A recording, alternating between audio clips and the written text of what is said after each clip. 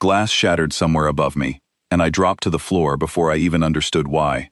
My hands were still wet from washing the dinner plates, and now they were pressed flat against cold marble, while shouting tore through the halls of the Moretti estate.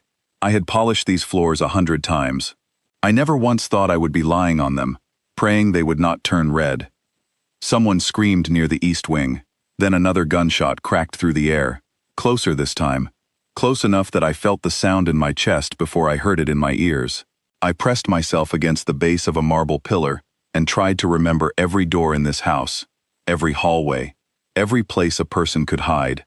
2 years of cleaning these rooms, and I had never once needed to know where danger could not reach me. Now it was the only thing that mattered.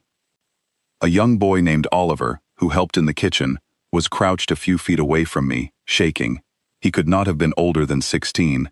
His eyes were wide and wet, and his lips were moving without sound, like he was trying to speak but nothing would come out. I reached for his hand without thinking. It was instinct, not bravery. I did not feel brave. I felt like my heart was trying to climb out of my throat. "Stay low," I whispered. "Stay with me." He nodded, but his whole body was trembling. Footsteps thundered past the hallway entrance, heavy boots, moving fast. I did not dare to look. I had heard the stories about this house before I ever stepped inside it. Everyone in the city knew the name Moretti. Everyone knew to look away when a black car with tinted windows rolled down the avenue. I had taken this job because the pay was good, and I needed money more than I needed safety. I told myself I would only see the surface of this world, the floors, the dishes, the laundry. I never imagined I would be crouched behind a pillar while the war the family had built for itself finally came knocking at the front door. More gunfire. This time, it was so close that dust fell from the ceiling above us. Oliver let out a small cry, and I pulled him tighter against me, pressing my back against the cold stone, trying to make both of us as small as possible. I could hear voices now, angry voices, unfamiliar ones, not the usual guards who patrolled the gates. These men had come from outside, and they were not here to talk. I thought about my mother, back in our small apartment across the city, waiting for me to bring home groceries in the morning. I thought about how strange it was that my last thoughts might be about bread and eggs, and nothing more dramatic than that. Fear does strange things to a mind. It does not let you think about anything grand. It only lets you think about the small, ordinary things you are afraid of losing. A door burst open somewhere down the hall, and I heard a new voice, low and commanding, cutting through the chaos like a blade. I recognized it immediately, even though I had rarely heard it directed at me. It was him, Damian Moretti, the man everyone in this house feared and respected in equal measure, the man I had served meals to for 2 years, without ever once meeting his eyes for longer than a second. "Get them out through the west corridor," he shouted to someone. "Now." There was another exchange of gunfire, sharp and fast, and then silence. A terrible, ringing silence that felt louder than the noise before it. Oliver squeezed my hand so hard it hurt. I did not let go. Footsteps approached, slow and deliberate. I held my breath. Then a shadow fell across the hallway, tall and broad, and I looked up to see Damian standing there, breathing hard, one hand pressed against his side, blood soaked through his shirt, dark and spreading, staining his fingers where he held the wound. His jaw was tight, his eyes sharp and alert, despite the pain that must have been tearing through him. He looked at Oliver first. "Go," he said. "Down the west hall, through the kitchen door, there is a car waiting. Marco will take you somewhere safe." Oliver hesitated, looking at me, and I nodded for him to go. He scrambled to his feet and ran, disappearing around the corner. Then it was just the two of us in that hallway, the man everyone called a monster, and me, a maid who barely mattered enough to be noticed on an ordinary day. I tried to stand, to show him I could walk on my own, but my legs would not cooperate. A sharp pain shot through my ankle, and I realized, only then, that a piece of shattered glass or stone must have caught me during the chaos. I looked down and saw blood soaking through the fabric of my uniform, near my calf, more than I had noticed in the panic. "You are hurt," Damian said. It was not a question. "I am fine," I said, even though my voice shook when I said it. He did not believe me. Of course he did not. He crossed the distance between us in 3 long strides, moving like a man who refused to let his own injury slow him down, and knelt in front of me despite the blood soaking through his own shirt. "What is your name?" he asked. I blinked at him, startled that he was even asking. In 2 years, he had never once asked me my name. I was simply part of the household, one face among many, who kept his world running smoothly, while he moved through it like a storm no one dared to question. "Elena," I managed to say. "Elena," he repeated, like he was memorizing it. "I need you to trust me for the next few minutes. Can you do that?" Before I could answer, he slid one arm beneath my knees and the other behind my back, and lifted me from the floor like I weighed nothing at all. I gasped, both from the pain in my ankle and the shock of being held by a man I had spent 2 years trying not to look at directly. His shirt was warm and wet against my arm, where I instinctively reached to steady myself, and I realized with a jolt that some of that warmth was his own blood. "You should be running, not carrying me," I said, my voice barely above a whisper. "I am not leaving anyone behind in this house," he said, his voice low and rough. "Not tonight." He carried me through the hallway, moving fast despite his injury, cutting through a side passage I had never even noticed before, one that led toward the garden entrance instead of the chaos still echoing from the front of the estate. Gunfire continued somewhere behind us, distant now, fading with every step he took. I could feel his heartbeat through his chest, fast and unsteady, and I wondered how much pain he was hiding behind that calm, controlled voice. We reached a side door hidden behind a curtain of ivy, one I doubted anyone outside the family even knew existed. He kicked it open with his foot and carried me out into the cool night air. The stars above us seemed impossibly calm compared to the chaos we had just escaped. A car was waiting near the garden wall, engine running, and a man I recognized as one of the senior guards stood beside it, his face pale with worry. "Boss, you need a doctor," the guard said, eyes wide when he saw the blood soaking through Damien's shirt. "Later," Damien said. "Get her inside first." He set me down gently in the back seat of the car, more gently than I expected from a man whose reputation was built on fear. His hands lingered for a moment longer than necessary, as if he were checking that I was truly safe before letting go. Our eyes met, and for the first time in 2 years, he did not look away, and neither did I. "You're safe now," he whispered, his voice quiet enough that only I could hear it. Then he stepped back, pressed a hand to his own wound, and turned to face whatever was still happening inside the house he had just carried me out of. The guard slid into the driver's seat, and the car began to move, pulling away from the estate, leaving Damien standing alone in the garden, blood on his hands, watching until we disappeared around the bend. I sat in the back seat, shaking, my ankle throbbing, my mind spinning with everything that had just happened. 2 years of invisibility, ended in a single night by 4 whispered words. I did not know yet what they would mean for either of us. I only knew that something inside me had shifted, quietly and completely, the moment his voice broke through the chaos and found me in the dark. The car sped through the city streets, and behind us, sirens began to wail in the distance, red and blue lights flashing against the night sky.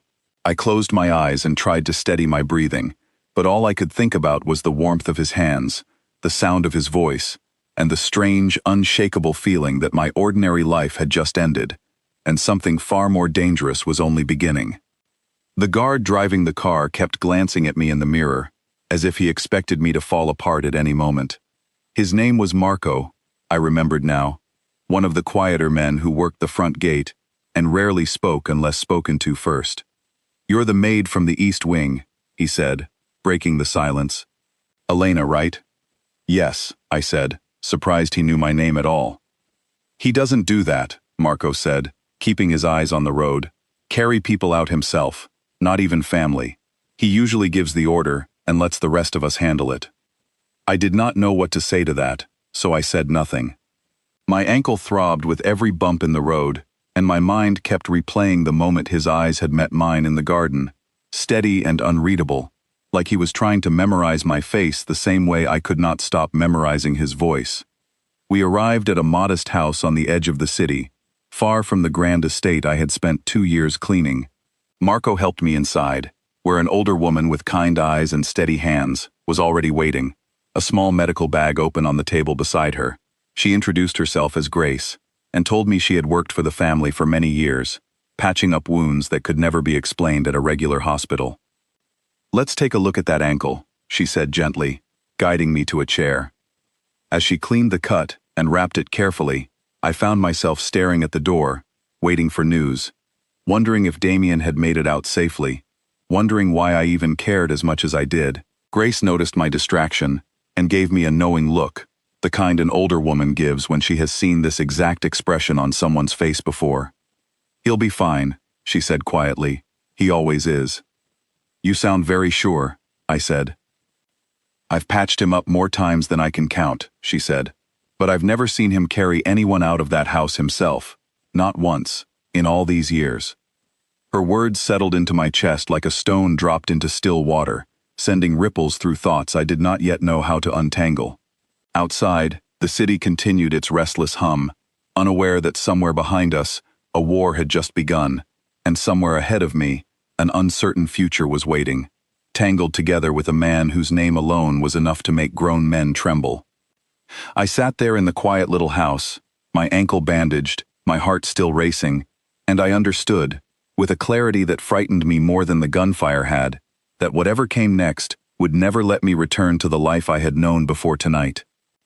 I woke to the sound of low voices arguing somewhere beyond a closed door, and for a moment, I forgot where I was. The ceiling above me was unfamiliar, painted a soft cream color instead of the pale blue of my small apartment. Sunlight filtered through heavy curtains, and my ankle throbbed with a dull ache beneath a clean bandage. Then the memories came rushing back, the gunfire, the blood, the strength of his arms carrying me through the dark, and I sat up too quickly, wincing at the pain that shot through my leg. The room was large and elegant, nothing like the modest quarters I had been given in the staff wing of the estate. A dresser stood against one wall, a soft armchair sat near the window, and the bed beneath me was easily 3 times the size of my own. I realized, with a jolt of unease, that I was no longer in the small safe house where Grace had bandaged my ankle. Someone had moved me while I slept. The door opened before I could gather my thoughts, and a young woman I recognized as one of the household staff stepped inside, carrying a tray with tea and a small plate of bread. Her name was Nina, and she had always been kind to me during the long shifts we shared in the kitchen. "You're awake," she said, setting the tray down carefully. "Good," he said to let him know the moment you opened your eyes. "He who?" I asked, though I already suspected the answer. Nina glanced toward the door, lowering her voice like she was sharing something forbidden. "Mr. Moretti, you're in his private wing, Elena. No one comes up here. Not staff, not guests, not even most of his own men." My stomach twisted with a mixture of confusion and something I refused to name. Why would he bring me here? "I don't know," Nina admitted. "But everyone downstairs is talking about it. He hasn't left the house since last night. He's been pacing the hallway outside your door for hours." I did not know what to say to that. 2 years of near invisibility, and now I had somehow become the center of a storm I did not understand. Nina helped me into a robe and offered to bring more food, but I barely tasted the bread she left behind. My mind was too busy racing through everything that had happened, trying to make sense of a world that had shifted so suddenly beneath my feet. A soft knock came at the door not long after Nina left, and before I could answer, it opened slowly. Damien stood in the doorway, dressed in a clean shirt, though I could see the faint outline of bandages beneath the fabric near his side. His expression was guarded, but his eyes softened slightly when they found mine. "You're awake," he said, echoing Nina's words from earlier. "So it seems," I said, trying to sound calmer than I felt. "Why am I here?" He stepped into the room and closed the door quietly behind him, then took a seat in the armchair near the window, keeping a careful distance between us. "The house is not safe until I know who was behind last night's attack. Until then, I want you where I can watch over you myself." "I'm a maid," I said. "There are dozens of us in that house. Why does it matter what happens to me specifically?" Something flickered across his face, quick and unreadable, gone before I could name it. "Because I was the one who carried you out," he said simply. "That makes you my responsibility now, whether either of us wanted it that way." I studied him for a long moment, trying to reconcile the man in front of me with the reputation that had followed him through every hallway of that estate. Cold, ruthless, a man who dealt in fear the way other men dealt in currency. Yet here he sat, careful and quiet, speaking to me with more patience than I had ever witnessed him show anyone. "The staff are saying you've never done this before," I said. "Brought someone into your private wing." "They're not wrong," he admitted, his jaw tightening slightly. "Then why me?" He did not answer right away. Instead, he looked toward the window, where the morning light cast long shadows across the polished floor. "I don't know," he finally said. "I only know that when I saw you on that floor, hurt and afraid, I could not make myself leave you behind. That has never happened to me before, not with anyone." The honesty in his voice caught me off guard. I had expected excuses, orders, cold logic, dressed up as concern. Instead, I was met with something that felt uncomfortably close to vulnerability, a crack in the armor of a man the whole city feared. We sat in silence for a while, neither of us quite sure what to say next. Eventually, he rose from the chair and moved toward the door, pausing with his hand on the handle. "Rest today," he said. "Nina will bring whatever you need. I have matters to attend to downstairs, but I'll check on you again this evening." After he left, I lay back against the pillows, my mind spinning with questions I had no answers for. Why had he chosen to protect me above everyone else in that house? What had happened the night before, beyond the chaos I had witnessed firsthand? And why did some small, foolish part of me feel a flicker of warmth every time he looked at me, despite everything I knew about who he was and what he had done to build the empire that surrounded us? The rest of the day passed slowly. Nina visited twice more, bringing food and quiet company, careful never to ask too many questions, though I could tell curiosity burned behind her eyes. From what little she shared, I learned that the attack the night before had been carried out by a rival family known as the Castellanos, a group that had been at odds with the Morettis for years over territory and old grievances that ran deeper than either family cared to admit. Several guards had been injured. 2 of the attackers had been caught, though neither had spoken a single word since. As evening approached, I found myself drawn to the window, watching the guarded courtyard below, where men moved with quiet purpose, checking gates, patrolling walls, their faces set with the grim determination of people bracing for a second wave they knew was coming. I wondered how many nights Damien had spent watching this same courtyard, waiting for danger to find him, carrying the weight of an empire he had likely never asked to inherit. True to his word, he returned that evening, this time carrying a small wooden box under one arm. He set it on the table beside the bed and opened it to reveal a simple first aid kit, far more thorough than anything Nina had brought earlier. "Let me see your ankle," he said, kneeling beside the bed without waiting for permission. "You don't have to do that," I said, though I did not pull away when his hands gently unwrapped the bandage Grace had applied the night before. "I know," he said. "I want to." His fingers were surprisingly gentle as he examined the wound, checking for signs of infection, applying fresh ointment with a care that felt strangely intimate for a man whose hands, I knew, had likely done far darker things in this city. I studied him while he worked, noticing the faint scar along his jaw, the tired lines around his eyes that spoke of nights without enough sleep, the quiet focus he brought to even this small, simple task. "You didn't have to bring me here," I said softly. "You could have sent me somewhere safe and let your staff handle the rest." He looked up at me, his eyes catching the last light of the evening sun through the window. "I could have," he agreed, "but I didn't want to." "Why not?" He hesitated, wrapping the fresh bandage slowly around my ankle, buying himself time before answering. "Because for the first time in a long time, someone in that house looked at me like I was more than the name I carry," he said finally. I wasn't ready to let that go. I did not know how to respond to that. My heart was beating faster than it should have been, and I was suddenly aware of how close he was, kneeling beside the bed, his hands still resting gently near my ankle. There was a quiet intensity in his gaze that I had never noticed during the 2 years I served meals to him from a careful distance, always taught to keep my eyes low, my presence unremarkable. "You should get some rest," he said eventually, breaking the silence and rising to his feet. "Tomorrow will not be easy. I need to find out who let the Castellanos get as close as they did last night. That means someone inside my own walls may have helped them." The weight of that statement settled over the room like a shadow. A traitor, somewhere within the very household I had called home for 2 years. I thought of every familiar face I passed in the halls each day, wondering which one of them might be hiding something far darker than I could imagine. "Do you have any idea who it could be?" I asked. "Not yet," he admitted, "but I intend to find out." He moved toward the door, pausing once more before he left, his hand resting against the frame. "Sleep well, Elena," he said, and for the first time, my name did not sound strange coming from his lips. It sounded like something he intended to keep saying. After he left, I lay awake for a long time, listening to the quiet sounds of the house settling around me, the distant murmur of guards changing shifts, the occasional creak of footsteps in the hallway beyond my door.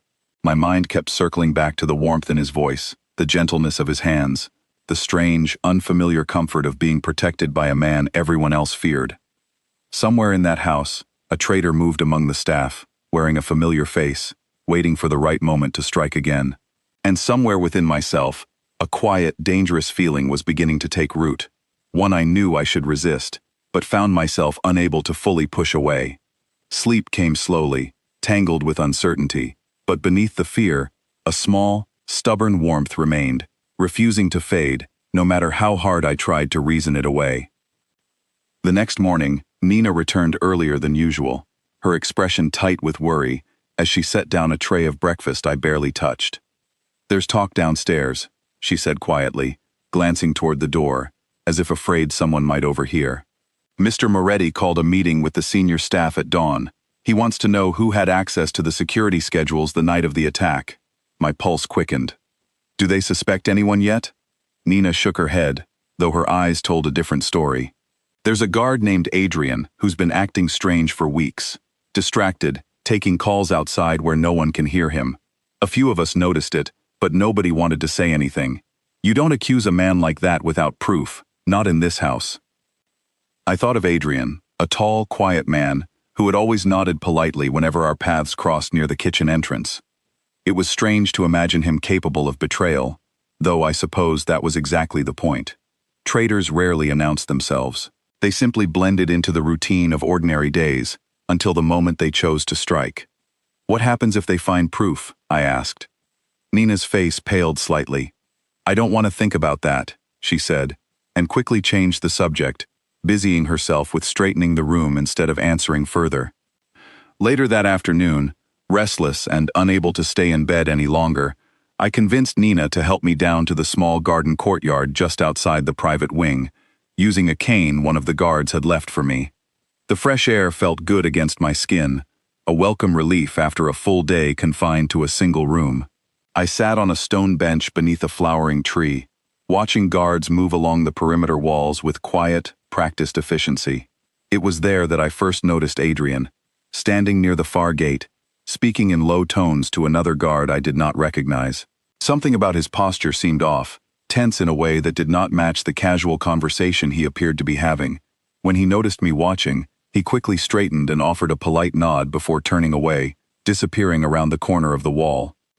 A chill settled over me that had nothing to do with the evening breeze. I did not know if what I had seen meant anything at all, but the unease lingered, refusing to fade, even after Nina helped me back inside.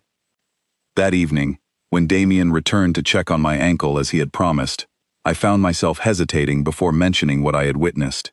He listened carefully, his expression darkening as I described the tension in Adrian's posture, the way he had turned away so quickly upon noticing me. "You did the right thing telling me," he said, his voice low and controlled, though I could sense the anger simmering just beneath the surface. "I'll have him watched. Quietly, for now. I need proof before I move against anyone, even if my instincts already suspect the answer." "What if you're wrong about him?" I asked. "What if it's someone else entirely?" "Then I'll find that out too," he said, "but I would rather be careful than reckless. A mistake here could cost more than just my own trust in the wrong person." There was a weight in his voice that told me this was not simply about loyalty or business. Somewhere beneath the careful control he maintained, I sensed a man who had been betrayed before, who carried the scars of trust broken long before I had ever entered his world. I wanted to ask him more, to understand the history that had shaped him into someone who trusted so few and guarded himself so completely, but I held my tongue, sensing that some doors were not meant to be opened all at once.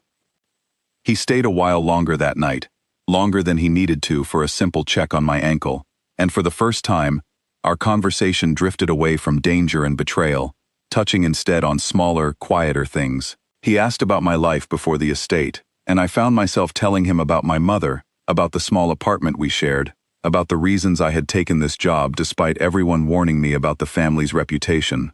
He listened with a quiet intensity that made me feel, for the first time in a long while, truly seen. When he finally rose to leave, he paused at the door once more, the same way he had the night before. "Thank you," he said quietly, "for trusting me with what you saw today." After he left, I sat by the window for a long time, watching the moonlight settle over the courtyard below, thinking about Adrian's strange behavior, about the traitor who might be hiding in plain sight among people I had once considered almost like family. But mostly, I thought about the way Damien's voice had softened when he asked about my life, and how dangerously easy it was becoming to forget everything I had once believed about the man everyone else still feared. A sharp knock woke me before sunrise, urgent and fast. 3 quick raps that made my heart jump into my throat before I was even fully conscious. I sat up, wincing at the dull ache still lingering in my ankle, and called out for whoever it was to enter. Nina burst through the door, her hair loose from its usual bun, her eyes wide with alarm. "You need to come now," she said, breathless. "Something happened during the night watch. Mr. Moretti wants everyone from the private wing moved to the safe room, just in case." My pulse quickened as I pulled on the robe draped over the chair and followed her into the hallway, favoring my healing ankle as best I could. The house felt different this morning, tense in a way that reminded me sharply of the night of the first attack. Guards moved briskly through the corridors, speaking in low, clipped voices into small radios clipped to their collars. "What happened?" I asked, struggling to keep pace with Nina's hurried steps. "One of the perimeter guards found signs of someone trying to breach the north wall," she said. "They didn't get through, but Mr. Moretti thinks it might be connected to Adrian. He's been questioning him since before dawn." We reached a reinforced door tucked behind a bookshelf in the study, and Nina guided me inside a windowless room lined with supplies and a small bank of monitors showing different angles of the estate. Several other staff members were already gathered there, whispering nervously among themselves. I sat on a bench near the wall, my mind racing, wondering what was happening to Adrian in whatever room they were holding him. It felt like hours before the door finally opened again, though the clock on the wall told me it had only been 40 minutes. Damien stepped inside, his expression unreadable, though the tightness around his eyes told me the morning had not gone smoothly. He scanned the room until his gaze found mine, and something in his shoulders eased slightly, as if confirming I was safe had been the only thing keeping him steady. "It's clear," he announced to the room. "Everyone can return to their duties, but stay alert. I want the perimeter checked twice as often until further notice." The staff filed out slowly, relief evident on most faces, though a few still cast worried glances toward the hallway where Adrian had presumably been taken. I lingered behind, waiting until the room emptied before approaching Damien, who stood near the monitors, arms crossed, jaw tight. "Was it him?" I asked quietly. "Adrian?" Damien exhaled slowly, running a hand through his hair. "He denies everything," he said. "Claims he was simply checking the perimeter himself when the alarm triggered, but his phone shows calls to a number we can't trace, made at odd hours over the past 3 weeks. It's not proof, not yet, but it's enough to keep him under close watch." "What will you do with him?" "For now, nothing," he said. "If he is working with the Castellanos, moving too quickly will only warn them that we're onto him. I'd rather let him believe he's still trusted while we quietly gather what we need." I studied his face, noticing the exhaustion beneath the composed exterior he presented to everyone else in the house. "You haven't slept much, have you?" A faint, tired smile crossed his lips, the first genuine one I had seen from him since the night he carried me out of the chaos. "Not since the attack," he admitted. "There's too much at stake to rest easy." "You can't protect everyone if you run yourself into the ground," I said, surprising myself with the boldness of the words. He studied me for a long moment, something unreadable flickering behind his eyes. "Is that concern I hear, Elena?" Heat rushed to my cheeks, and I looked away, unsure how to respond to the quiet amusement in his voice. "Someone has to point it out," I said. "Everyone else in this house seems too afraid to say anything to you directly." "And you're not afraid?" he asked, stepping closer. I lifted my chin, meeting his gaze despite the way my heart hammered against my ribs. "I was afraid, the night of the attack. I'm not sure I've been afraid of you since." Something shifted in his expression, softer than I had ever seen it, and for a moment, the careful distance between us seemed to dissolve entirely. He reached out, brushing a strand of hair away from my face with a gentleness that felt startlingly out of place for a man who commanded fear wherever he walked. "You should be," he said quietly. "Careful, I mean. Everyone who gets close to me eventually becomes a target." "Maybe I already am one," I said, "whether I wanted to be or not." He did not answer right away, and the silence between us stretched, heavy with things neither of us seemed ready to say aloud. Eventually he stepped back, clearing his throat, the careful mask he wore for the rest of the world settling back into place. "Come with me," he said instead. "There's something I want to show you." Curious despite myself, I followed him through a series of hallways I had never explored during my 2 years of service, deeper into the private wing of the estate. We stopped in front of a locked door, and he produced a small key, unlocking it and stepping aside to let me enter first. The room beyond was unlike anything else I had seen in the house, warm and lived in, filled with old photographs, books, and a worn leather chair positioned near a large window overlooking the gardens. It felt personal in a way the rest of the estate did not, a private sanctuary separate from the cold formality that governed everything else within these walls. "This was my father's study," Damien said, closing the door behind us. "I come here when I need to remember why I'm doing any of this." I moved slowly through the room, studying the photographs lining the walls.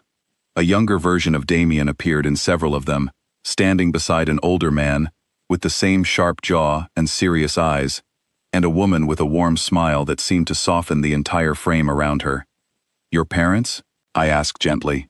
"My father built this empire from nothing," he said, his voice quieter than I had ever heard it. "My mother tried to keep us human despite it. She died when I was 17. Cancer, slow and cruel.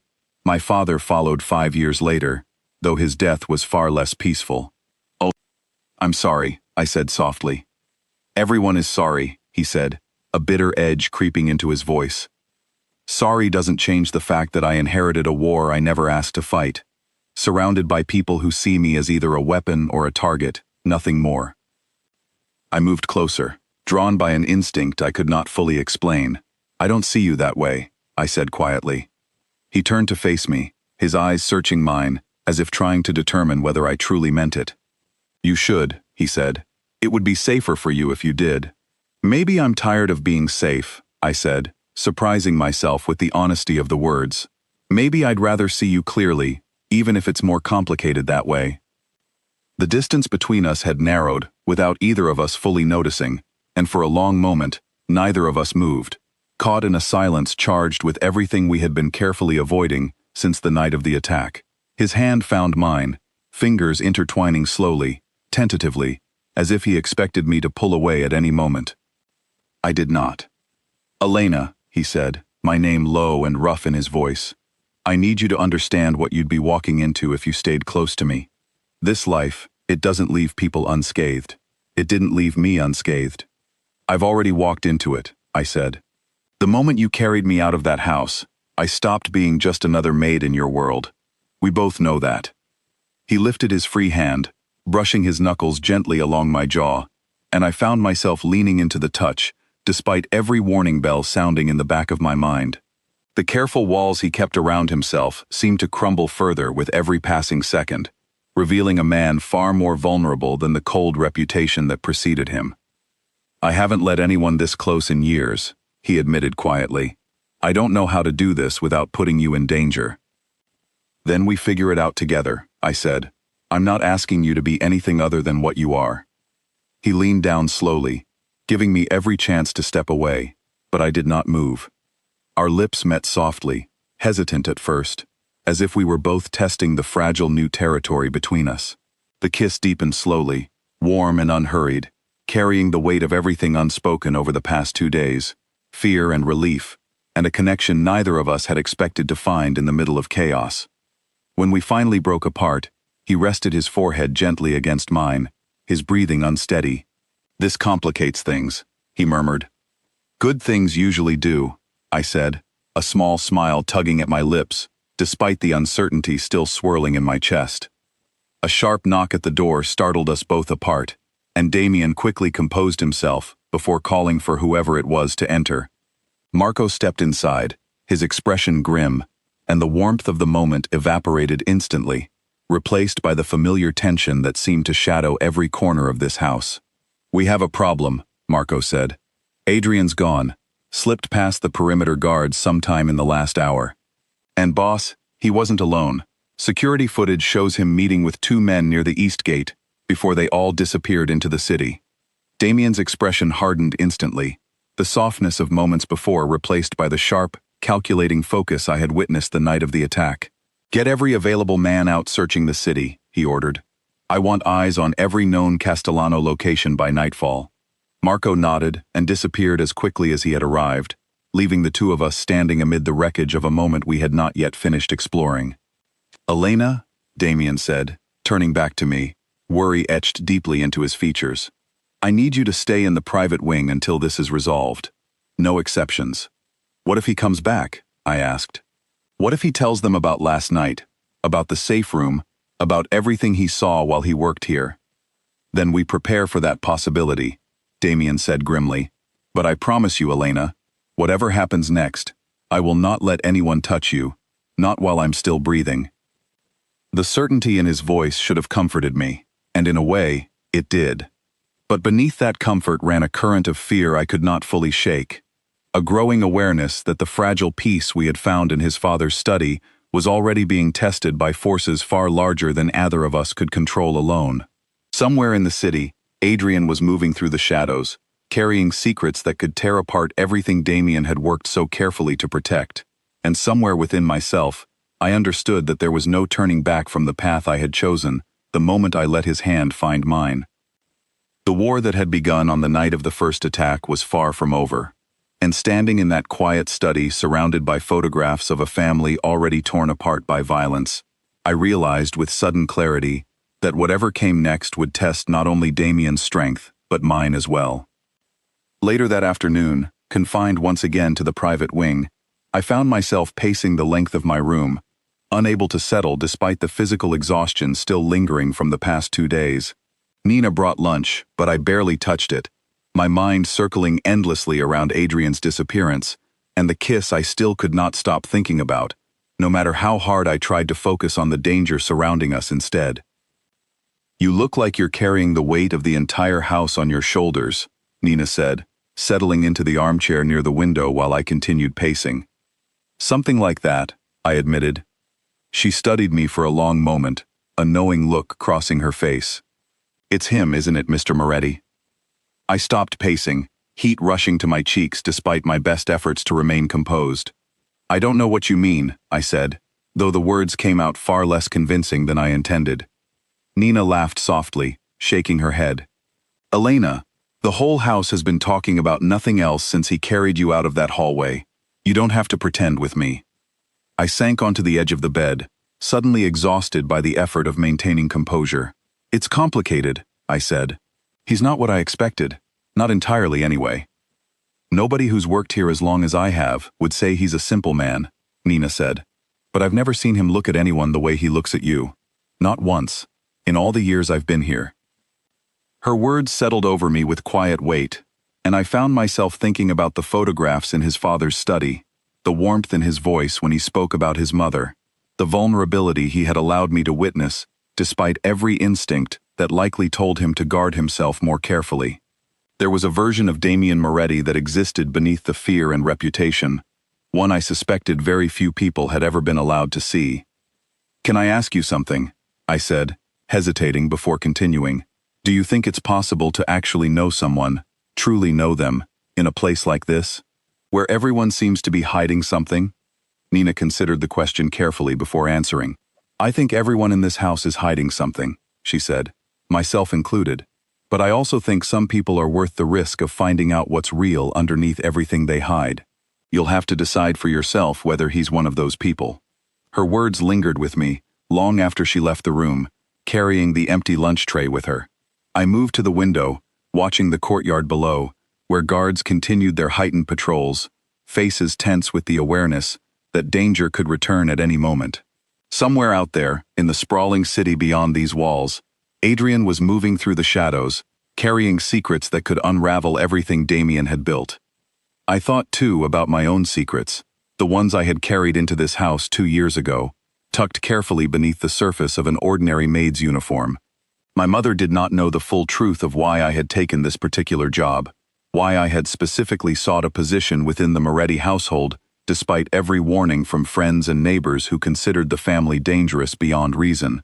There were reasons buried in my past, tied to a debt my late father had owed before his death, a debt that had once brought dangerous men to our door, demanding payment we could not provide. I had learned, through careful and quiet inquiry, that understanding the Morettis from the inside might someday offer protection my family desperately needed. I had never intended to feel anything beyond careful, guarded observation toward the man at the center of that world. Yet here I was, tangled in feelings I had never planned for, carrying secrets of my own that I had not yet found the courage to share. Evening fell slowly over the estate, painting the sky in deep shades of orange and purple, as the search for Adrian continued without success. Damien returned to the private wing, well after dark, exhaustion evident in the slump of his shoulders, as he stepped into my room, closing the door quietly behind him. "Any news?" I asked, rising from where I had been sitting near the window.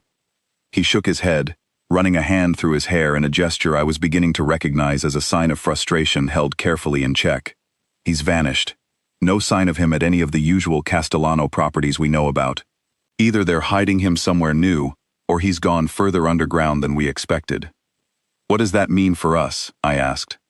"It means we wait," he said, though the tightness in his voice suggested waiting was not something that came naturally to him.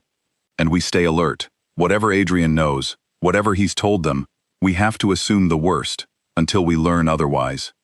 He crossed the room and settled into the armchair, looking more tired than I had ever seen him, the weight of leadership pressing visibly against his shoulders. I moved to sit on the edge of the bed nearby, studying the tension carved into his features. "Can I tell you something?" I asked quietly. He looked up, his eyes meeting mine with quiet attention. "Of course." I hesitated, weighing how much to share, how much truth I was ready to offer in exchange for the honesty he had already shown me in his father's study. "I didn't come to work in this house entirely by accident," I said slowly. "My father owed a debt before he passed away, not to your family directly, but to people connected to this world. I thought, if I understood how things worked here, I might find a way to protect my mother from anyone who came looking to collect what he owed." Damien's expression shifted, surprise flickering across his features, before settling into something more thoughtful. "You never mentioned this before." "I was afraid," I admitted. "Afraid of what you might think, afraid it would change how you saw me."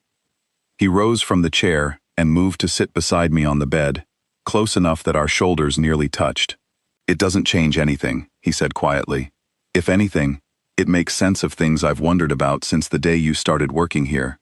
You've always carried yourself differently than the rest of the staff, more careful, more watchful. You notice that?"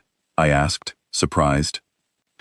"I notice more than people realize," he said, a faint, tired smile touching his lips.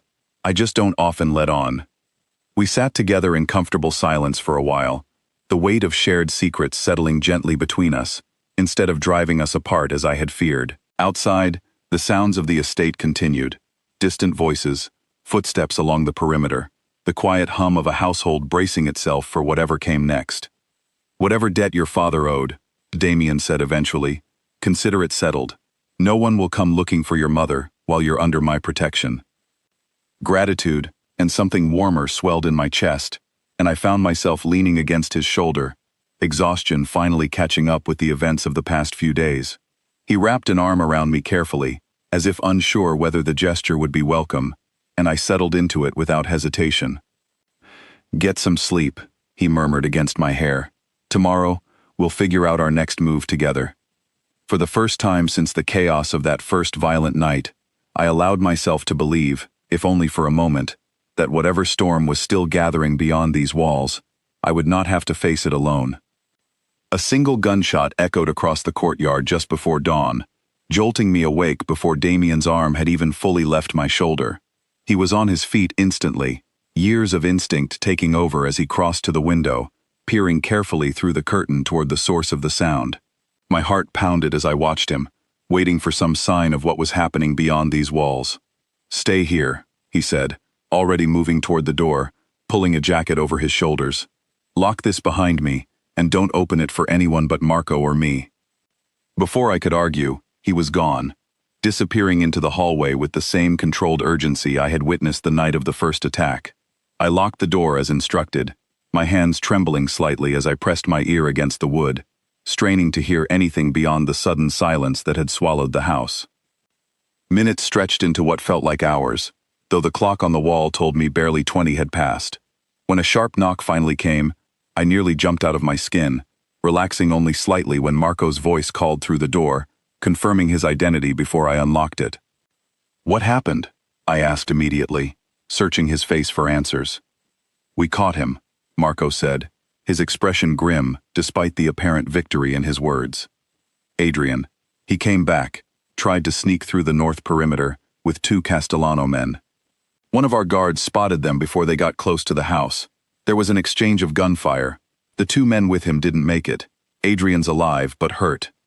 Relief and dread mixed uncomfortably in my chest. "Is anyone else hurt?"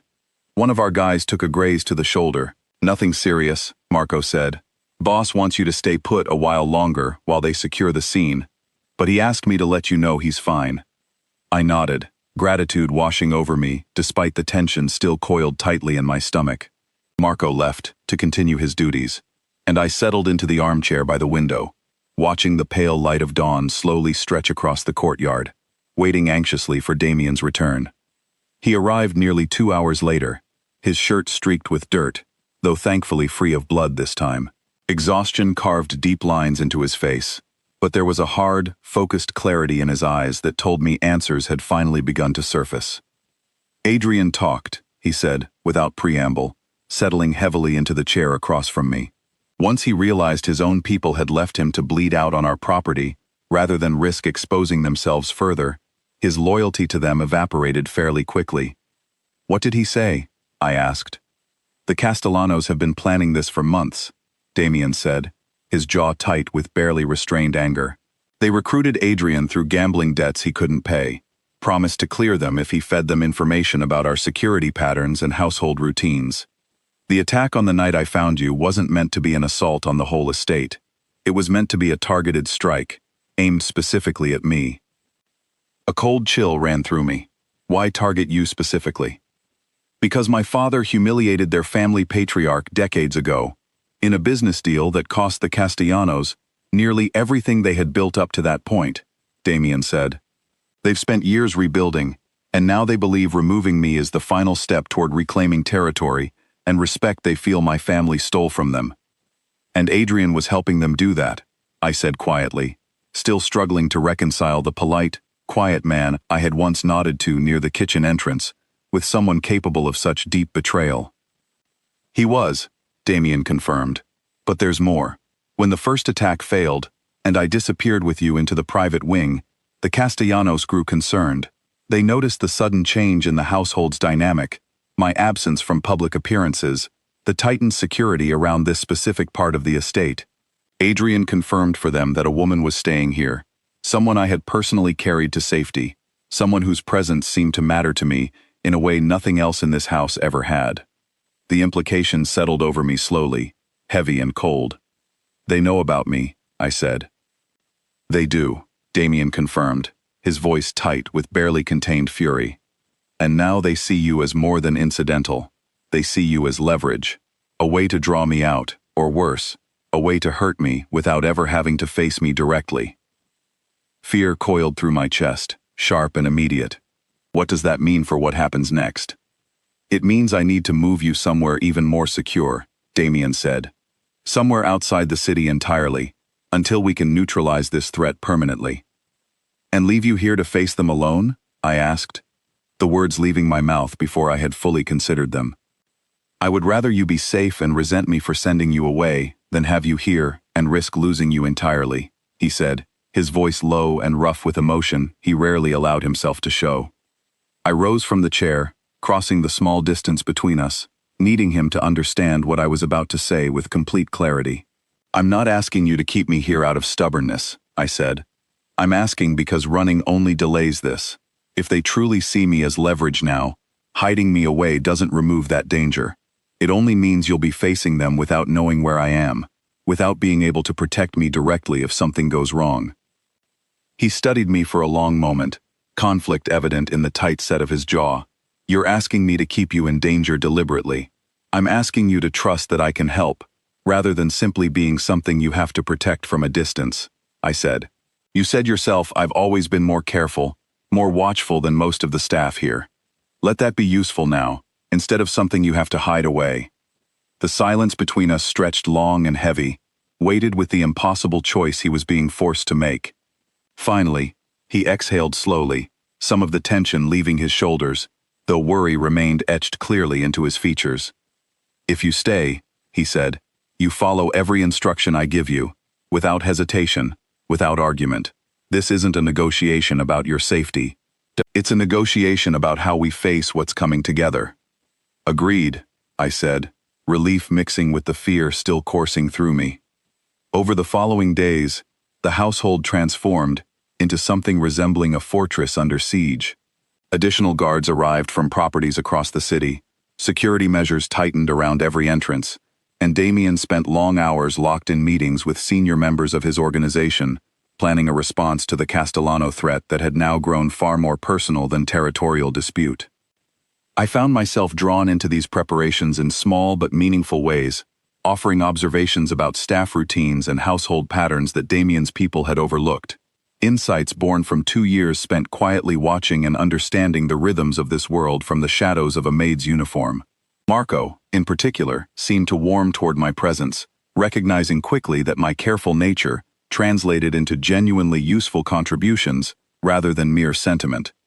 Late one evening, several days after Adrian's capture, Damien gathered his senior staff in the study that had once belonged to his father, myself included, at his insistence, despite a few raised eyebrows from the older men present. A large map of the city spread across the table, marked with locations tied to known Castellano operations. "Our sources confirm they're planning something within the week," Damien said, his voice carrying the weight of command I had witnessed only in glimpses before now. "Adrian's information, along with what we've gathered independently, suggests they intend to strike during the gala we're hosting for the Business Alliance on Saturday. Public setting, high visibility, minimal opportunity for us to control the situation without drawing unwanted attention." "Cancel the gala," one of the older men suggested. "Deny them the opportunity entirely." "If we cancel now, we confirm we know something," Damien said. "That tips our hand and buys them time to regroup with a new plan we won't see coming. Better to proceed as scheduled, but with security measures they won't anticipate." I studied the map carefully, an idea forming slowly as I considered everything I had learned about the estate's layout during my years of service. "What if the gala proceeds exactly as planned on the surface?" I said, drawing curious glances from around the table. "But the actual guest list, the seating arrangements, everything visible to outside observers, is subtly different from what's been publicly announced.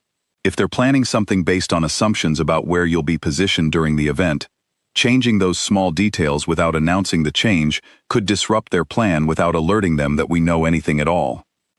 Damien's eyes met mine across the table, something like pride flickering behind the exhaustion etched into his features. "That's exactly the kind of quiet advantage we need," he said. "Marco, work with Elena to adjust the seating charts and staff assignments. I want it done carefully, nothing that raises suspicion among the household staff who might still be reporting details elsewhere." The meeting continued late into the night, plans forming and reforming as every possible angle of the coming gala was considered and reconsidered. By the time everyone finally dispersed, exhaustion had settled deep into my bones, though a quiet satisfaction remained beneath the fatigue, the knowledge that I had contributed something meaningful toward keeping Damien, and myself, safe from whatever the Castellanos intended. As the house finally grew quiet around us, Damien walked me back toward my room, his hand finding mine in the dim hallway lighting. "You surprised everyone in that room tonight," he said quietly. "Including you?" I asked, a small smile tugging at my lips despite the exhaustion pulling at me. Especially me, he admitted, a rare, genuine warmth softening his expression. I keep underestimating how much strength you've been carrying quietly this entire time. 2 years of watching from the shadows teaches you things, I said, even if I never expected to use any of it this way. He paused outside my door, turning to face me fully, his expression growing serious once more. Saturday is going to be dangerous, Elena. Regardless of how carefully we prepare, there's no guarantee everything will go exactly as planned. I know, I said softly, but we'll face it together, exactly like we agreed. He leaned down slowly, pressing a gentle kiss against my forehead, before resting his own against mine, breathing in the quiet comfort of the moment, despite the uncertainty hanging heavily over everything that awaited us. Together, he echoed quietly, as if testing how the word felt now that it carried far more weight than it had just days before. As I finally settled into bed that night, my mind drifted between fear and a strange, steady resolve, replaying every detail of the plan we had built together, searching for any weakness the Castellanos might still exploit. Whatever happened during that gala, I understood clearly now that there was no path forward that did not involve facing this danger directly, standing beside the man who had once been nothing more than a distant, feared figure in my ordinary days, and had since become someone I was no longer willing to lose. The following morning, I found myself working closely with Marco to finalize the adjusted seating arrangements, poring over guest lists and floor plans spread across the long table in the study. Marco proved sharper than I had initially given him credit for, catching small details in the original plans that could easily have been exploited had they gone unnoticed. "You've got a good eye for this," he said, marking a change on the chart in front of us. "Boss doesn't usually let outsiders this close to security planning. You should take that as a compliment." "I'll try to," I said, though the weight of the responsibility pressed heavily against my chest. "I just don't want to be the reason something goes wrong." "You won't be," Marco said, his voice steady with quiet confidence. "If anything, you might be the reason we actually catch them this time, instead of just surviving another attack." His words stayed with me throughout the day, as preparations continued, staff rehearsing subtle adjustments to their usual routines, guards memorizing new patrol patterns designed to appear unchanged to any outside observer, while actually closing gaps the Castellanos might have previously identified as vulnerabilities. Damien moved through the house like a man possessed by singular purpose, checking every detail personally, refusing to delegate anything that might affect the safety of the people under his protection. That afternoon, Grace arrived to check on my ankle, pleased to find it healing well enough that I no longer needed the cane to move comfortably through the house. As she worked, she studied me carefully, the same knowing look Nina had given me days earlier, settling over her weathered features.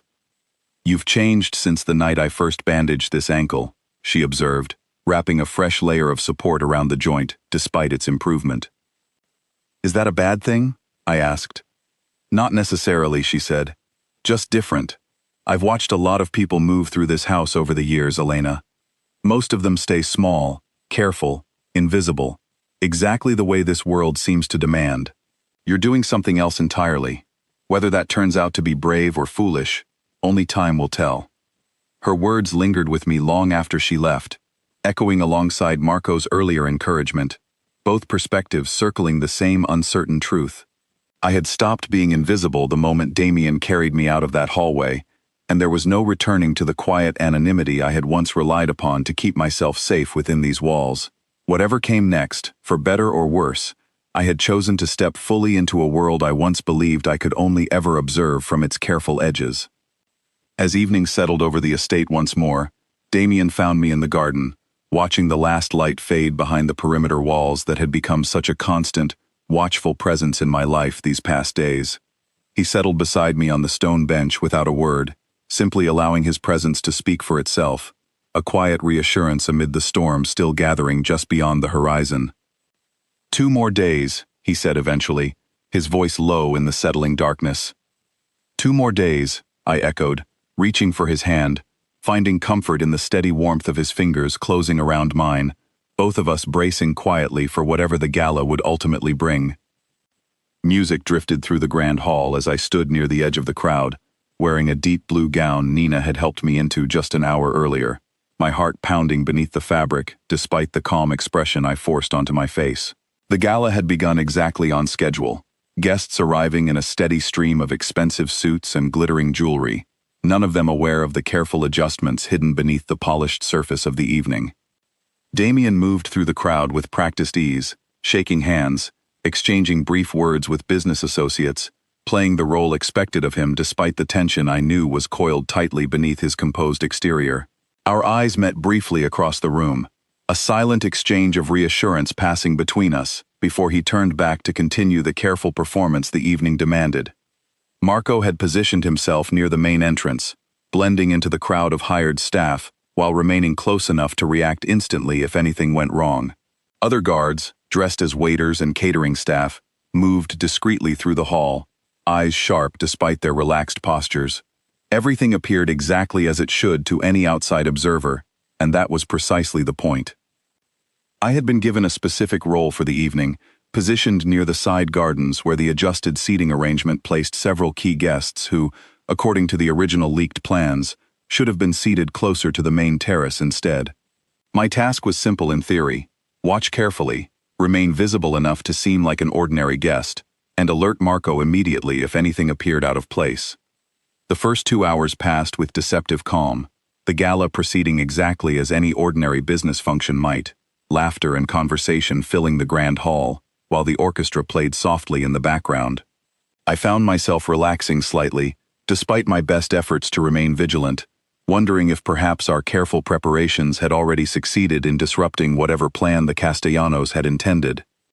That fragile calm shattered the moment I noticed a catering cart being wheeled toward the side terrace, pushed by a man whose uniform did not quite match the others, his movements slightly too deliberate, too focused for someone simply delivering refreshments. I studied him carefully, my pulse quickening as I recognized something familiar in his posture, the same tension I had noticed in Adrian days before his true loyalties had been revealed. I moved quickly, but carefully through the crowd, searching for Marco, finally spotting him near the terrace entrance. "That man with the cart," I said quietly, keeping my voice low despite the urgency coursing through me. "Something's wrong. He's not one of ours." Marco's expression shifted instantly, professional calm replacing casual observation as he studied the man in question. "You're right," he murmured, already reaching for the small radio hidden beneath his jacket. "That's not catering staff. Stay back, Elena." But before Marco could move further, the cart erupted into chaos, the man abandoning any pretense of subtlety as he reached beneath the covered trays, revealing a weapon that sent guests screaming and scattering across the grand hall. Panic rippled instantly through the crowd, expensive gowns and polished shoes trampling over each other in a desperate rush toward the exits.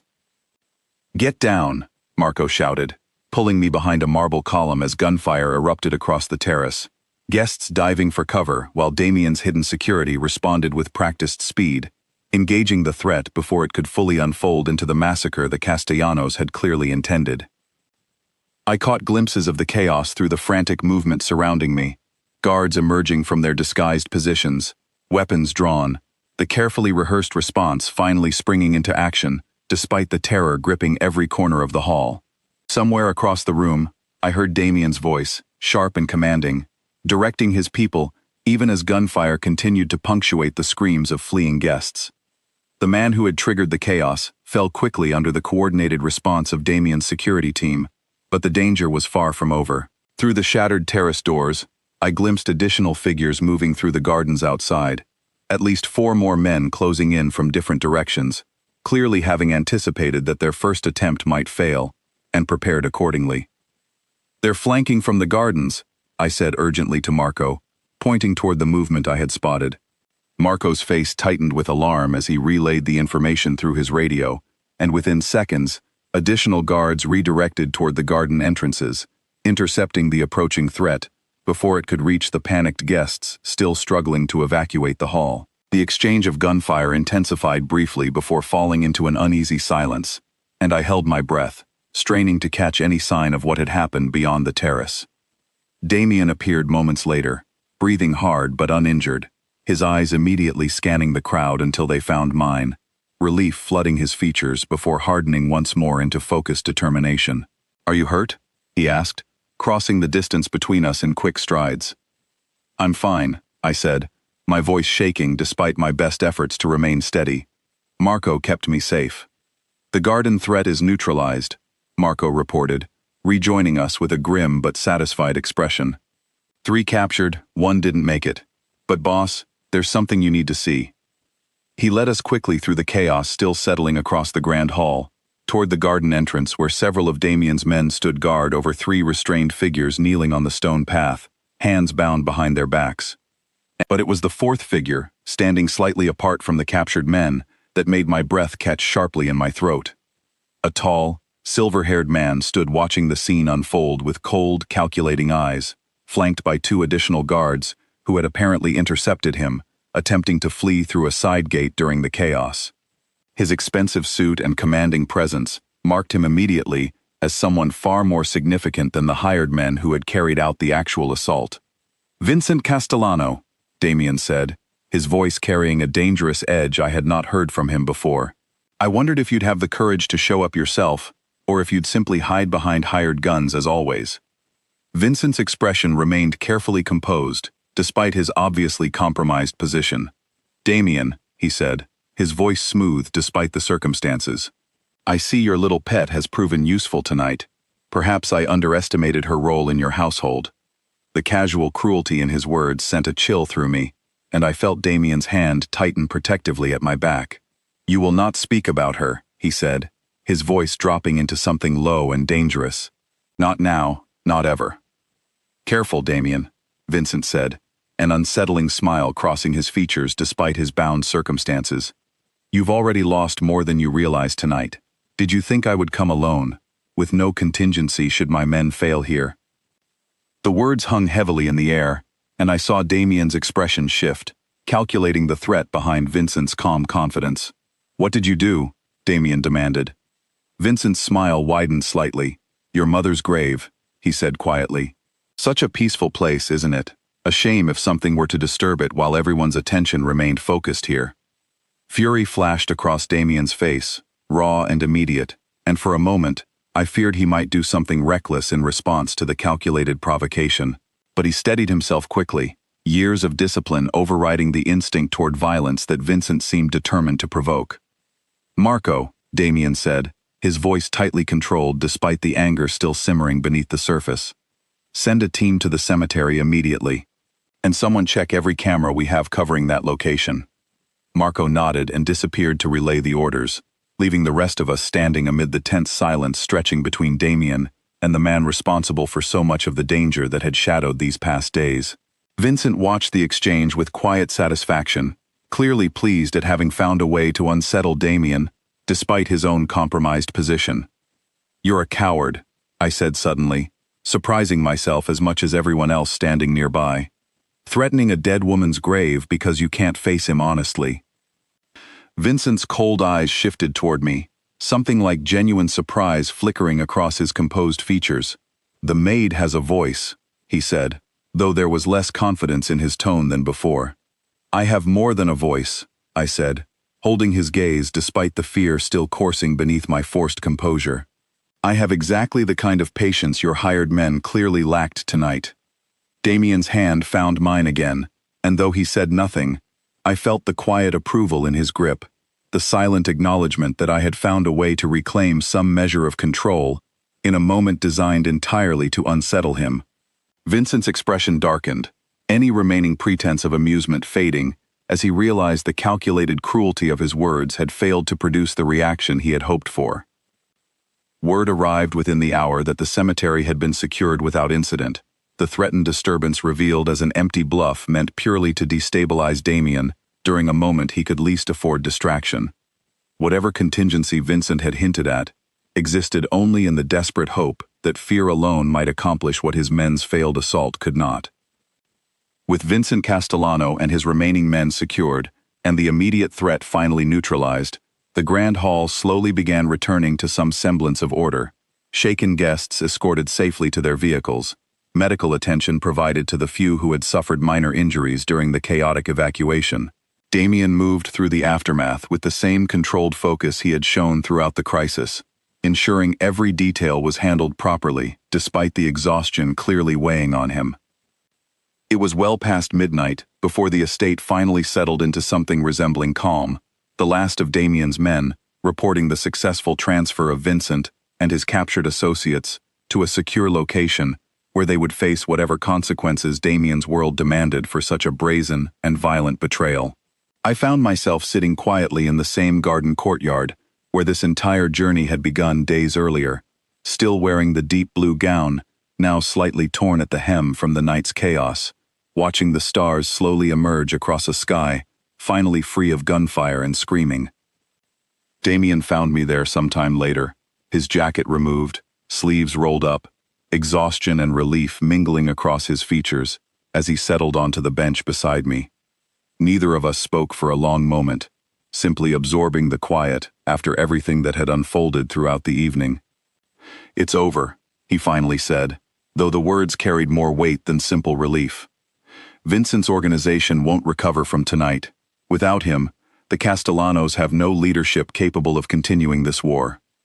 "And Adrian?" I asked quietly. "Dealt with, according to the rules of this world," Damien said, his voice carefully neutral. "He made his choice when he sold information that nearly got you killed." I did not press further, understanding instinctively that some details of his world would remain beyond my full comprehension, boundaries I had accepted the moment I chose to stay, rather than retreat to safety. Instead, I leaned against his shoulder, allowing the quiet comfort of his presence to settle the last remnants of fear still lingering from the night's chaos.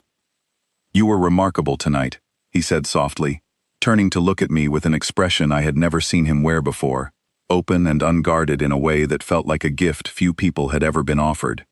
"Spotting that threat before any of my trained security noticed it, standing your ground against Vincent, when even seasoned men would have flinched. I underestimated you from the very beginning, Elena, and I'm grateful every day that you proved me wrong." "I had good reason to fight for tonight," I said quietly. "For this house, for the people in it, for you." He reached into his pocket then, producing a small velvet box that made my breath catch sharply in my chest. "I know this is fast," he said, his voice carrying a rare vulnerability. "I know everything about these past days has been chaotic and dangerous, hardly the circumstances anyone would choose for something like this. But I've spent years building walls around myself, convinced that this life left no room for anything beyond duty and survival. You changed that the moment I found you in that hallway, and I'm not interested in wasting any more time pretending otherwise." He opened the box, revealing a simple, elegant ring that caught the moonlight in a soft, gentle glow. "I'm not asking you to become my equal within this household, Elena. I'm asking you to become my equal in everything, my partner, in this life and whatever comes after it, standing beside me, not because circumstances forced us together, but because we choose each other, fully and completely." Tears blurred my vision as I looked between his face and the ring, the weight of everything we had survived together crashing over me in a wave of overwhelming emotion. "Yes," I said, my voice barely above a whisper. "Yes, completely." He slid the ring onto my finger, with hands that trembled slightly, despite everything he had faced that night, and when he leaned down to kiss me, it carried none of the hesitation that had marked our first tentative kiss days earlier in his father's study. This kiss was certain, grounded in everything we had endured together, a promise sealed beneath a sky finally calm enough to witness it.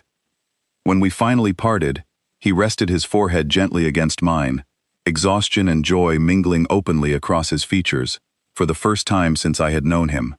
"You're safe now," he whispered, echoing the words that had first bound us together on that chaotic, blood-stained night. "I know," I said softly, smiling despite the tears still tracing gentle paths down my cheeks. "Because I'm exactly where I'm meant to be." Above us, the stars continued their quiet watch over the estate, over the gardens that had witnessed both violence and tenderness within these past few days, over two people who had found something unexpected and precious amid chaos neither of them had chosen, but both had ultimately embraced. Whatever challenges still awaited us in the world, Damien commanded, I understood now, with complete and unshakable certainty, that we would face them exactly as we had faced tonight, together, unafraid, and finally, truly safe. News of our engagement spread through the household by the following morning, carried swiftly from room to room, the way news always seemed to travel within these walls. Nina found me in the kitchen shortly after sunrise, her eyes bright with barely contained excitement, as she pulled me into a warm embrace before I had even finished my first cup of tea. "I told you," she said, laughing softly. "I told you the way he looked at you meant something more." "You did," I admitted, unable to stop the smile spreading across my face despite the lingering exhaustion from the night before. "I should have listened sooner." Grace arrived not long after, examining my healed ankle one final time, before declaring it fully recovered, though she lingered a while longer than strictly necessary, studying the ring on my finger with a soft, knowing smile of her own. "This house has seen a great deal of sorrow over the years," she said quietly. "It's good to witness something worth celebrating for once." Even Marco, usually reserved and businesslike, offered a rare, genuine smile when he passed me in the hallway later that morning, inclining his head respectfully in a way that felt different from the careful courtesy he had always extended toward household staff. I realized, watching the shift in how people moved around me now, that my place within these walls had changed permanently, no longer defined by the quiet invisibility I had relied upon for 2 years, but by something far more visible and far less easily dismissed. Damien spent much of that first day handling the necessary business that followed such a violent disruption to his organization, meetings with remaining allies, careful negotiations to ensure the power vacuum left by Vincent's capture did not invite further instability into the fragile peace we had fought so hard to secure. Yet he made time, in quiet moments between those obligations, to find me throughout the day, a hand resting briefly against my back, as we passed in the hallway, a quiet smile shared across the dinner table that evening, small gestures that spoke louder than any grand declaration could have managed. That evening, as the household finally settled into a rhythm that felt calmer than anything I had experienced since the night of the first attack, Damien led me back to his father's study, the same room where our first kiss had unfolded amid urgent chaos days earlier. This time, there was no interruption waiting to shatter the peace, only the quiet warmth of a fire crackling softly in the hearth, and the photographs of his parents watching over us from the walls. "I used to think this room only held grief," he said, settling into the worn leather chair and pulling me gently into his lap, an intimacy that would have seemed impossible mere days before. "Now I think it might finally hold something worth remembering, for entirely different reasons." "Your parents would be proud of you," I said softly, resting my head against his shoulder, "for protecting this family, and for finally letting someone in." "They would have liked you," he said, pressing a gentle kiss against my hair. "My mother especially. She always said this world needed more people brave enough to see past the fear." We stayed there long into the evening, wrapped in comfortable silence, broken only by the occasional soft murmur of conversation, two people who had been drawn together by violence and had somehow found, against every likely outcome, something gentle and lasting, growing steadily in its place.